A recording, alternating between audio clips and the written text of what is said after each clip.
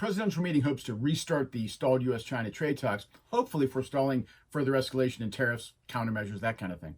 The USMCA, aka NAFTA 2.0, continues to wait for a congressional vote with the August recess looming. And as the 2020 campaign kicks into gear, particularly for Democrats, we're reminded that Donald Trump is not the only protectionist-leaning politician out there. He has plenty of company assuring us the trade issue is not going to fade away anytime soon. Thanks for watching another Trade War Dashboard update, where we keep you up to date on what might be today's most important economic issue. This is Dan Joseph, and as I just indicated, in this video update, we cover three main stories. Let's get started.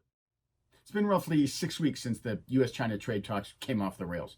Since then, there's been little except tariffs, bans, threats, and veiled threats on both sides, as the trade combatants seem more interested in showing their fangs than talking things through. The Trump-Xi meeting, which will occur on the sidelines of the upcoming G20 event in Osaka, Japan, is the first attempt the two sides have made to re-engage. What should we expect? Well, some sort of major agreement seems a bit too hopeful. But at the very least, maybe we can get an announcement that discussions will continue.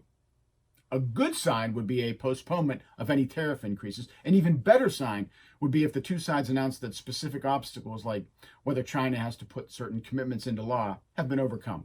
A bad sign? Well, that would be no schedule to continue the talks, and maybe President Donald Trump saying the process to escalate tariffs will continue. We'll have to wait and see. While there's been a lot of action on trade and the U.S. has pulled out of an important trade agreement, so far we don't have a major new deal or renegotiated deal in effect. The renegotiated NAFTA is in line to be the first really significant action to be approved and put into effect. A vote by this summer was the target and might still be reachable, but time is passing quickly. Democrats have raised concerns about labor and pharmaceutical provisions, among others, and discussions with the White House are in process. If it doesn't get put to a vote this summer, who knows what happens? The Trump administration would like to be able to point to a concrete achievement, but with the 2020 campaign already underway, maybe some Democrats don't want to give that to him. While few can match Donald Trump's fiery rhetoric on trade, the fact is, Trump is far from alone in his views. Even in the last election, Bernie Sanders was, if not as protectionist-leaning as Trump, darn close.